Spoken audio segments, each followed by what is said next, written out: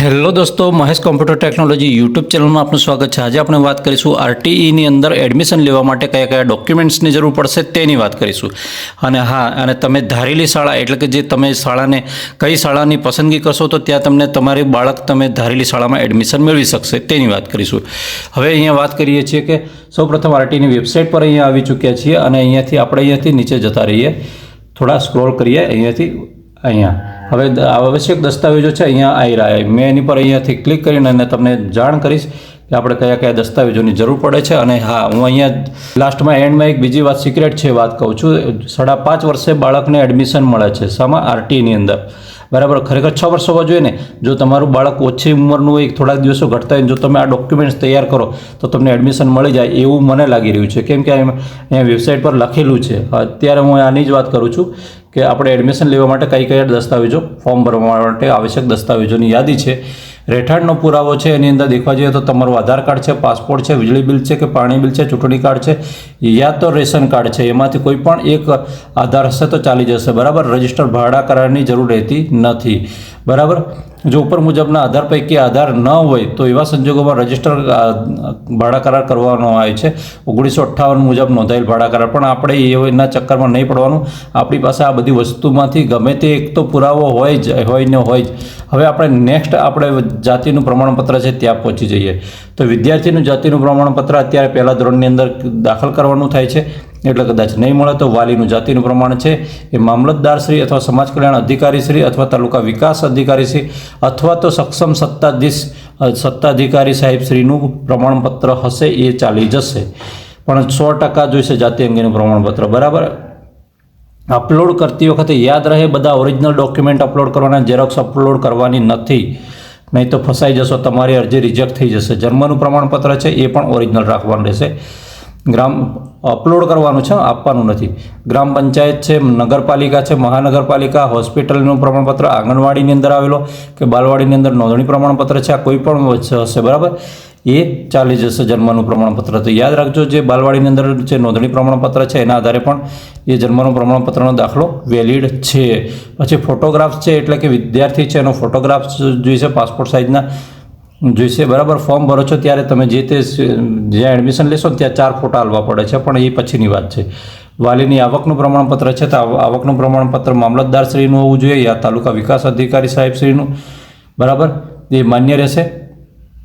અથવા ગ્રામ્ય કક્ષાએ દેખવા જઈએ તો તલાટી સાહેબશ્રીનું છે એ પણ આવકનો દાખલો માન્ય રહેશે।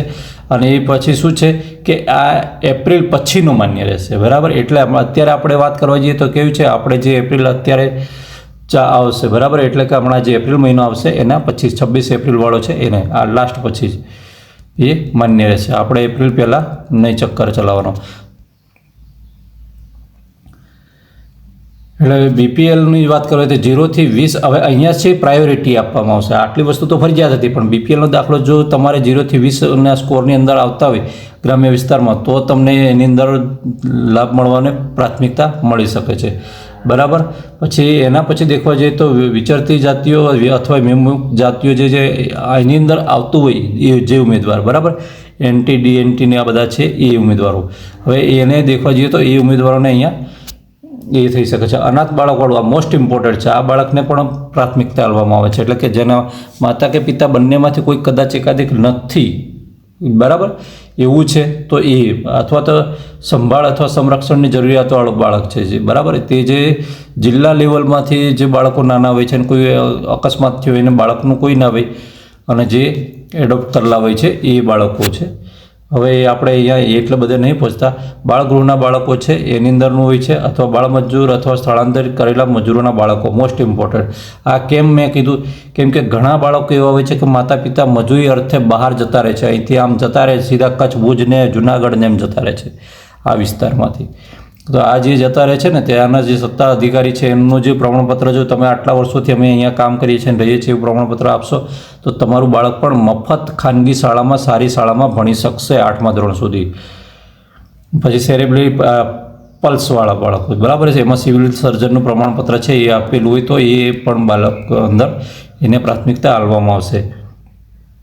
ખાસ જરૂરિયાત એટલે કે દિવ્યાંગ બાળકો છે એમને પણ લઘુત્તમ એમની મર્યાદા 40% હોય તો જ એ દિવ્યાંગ બાળક વેલિડ ગણાશે, બરાબર। પછી આરટી થેરેપીની સારવાર લેતા બાળકો છે એ છે. પછી શહીદ થયેલા જેમના પપ્પા જવાન હોય એટલે કે મતલબ કે શહીદ થયા હોય, બરાબર, અને તે એમના સંબંધિત જે સત્તાધિકારીનો દાખલો મૂકવામાં આવશે તેમને પણ પ્રાથમિકતા આપવામાં આવશે આરટીની અંદર દાખલ થવા માટે.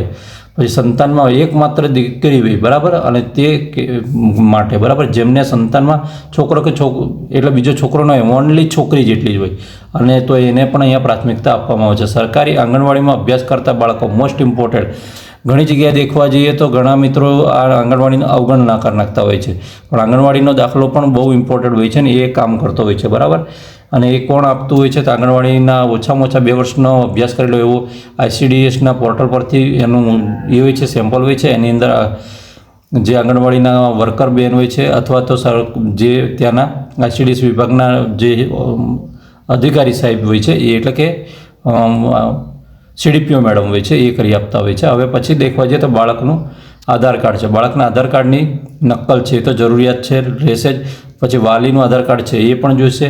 બેંકની વિગતની વાત આવી તો એમ કહેશો કે તમે ભાઈ બેંક આપણે બાળક કે વાલીનું તો સંયુક્ત ખોલવામાં આવે છે ઘણી વખત, પણ બને ત્યાં સુધી પાછળ જતાં પણ બાળકનું સ્પેશિયલ ખાતું ખોલાવી દેવું, બરાબર, કોઈ સ્કીમ કે ગમે તે લાગુ થાય ત્યારે. કેમ કે વાલીના ખાતામાં લગભગ પૈસા નાખતી વખતે અગવડ બહુ પડતી હોય છે, ઘણી વખત વેરિફિકેશન કરાવવું પડતું હોય છે. Self declaration most important. આ સેલ્ફ ડિક્લેરેશન પ્રમાણપત્ર છે પાન કાર્ડની અંદર છે, એના માટે જે કે એ જે ઇન્કમ ટેક્સ ધરાવતા હોય તો ઇન્કમ ટેક્સમાં અમે નથી આવતા એ બાબતનું છે. એ તમારે નિયત પ્રમાણપત્ર છે એ સેલ્ફ ડિક્લેરેશન અંદર તમારે ઓનલાઈન કરવાનું થતું હોય છે. આમાં તમારે દાખલાની વાત કરી એ, એટલે આટલી વસ્તુ તમારે તૈયાર રાખવાની રહેશે. હવે મેં હમણાં એની પહેલાં જ એક વાત કરી હતી, તમને શું વાત કરી હતી કે જો તમારું બાળક છે એ બાળક અહીંયા વાત કરી દીધી છે કોઈક ડેટ, બરાબર, જૂન 24 અથવા જૂન 26ના રોજ, એની ઉંમર કેટલી છે હું અહીંયા ઝૂમ કરી દઉં યાર, આ છે ને બધું આપણે આને ઝૂમ કરી દઈએ બસ એમ, તો તમે જોઈ શકો છો. બરાબર સ્પષ્ટ વાંચજો. બાળકની ઉંમર 5 વર્ષ 6 મહિના અથવા 6 વર્ષની વચ્ચે હોય તો એને એડમિશન મળી જશે. એટલે 6 વર્ષ પૂરા ના હોય ને જો તમે આ જો ડોક્યુમેન્ટ્સ લઈને અને જો જુગાડ અજમાઈ દીધો તો જુગાડ કદાચ સક્સેસફુલ થઈ જાય ને તમને બાળકને એડમિશન પણ મળી જાય એવું બની શકે છે, બરાબર. ઓકે મિત્રો, વિડીયો ગમે તો વિડીયોને લાઇક કરજો, ચેનલ પર ન હોય તો ચેનલને સબસ્ક્રાઈબ કરવાનું બિલકુલ નહીં ભૂલતા, અને આ માહિતી કલેક્ટ કરી લો. જાહેરાત હમણાં 2-4 દિવસમાં આવી જવાની છે. જય હિન્દ.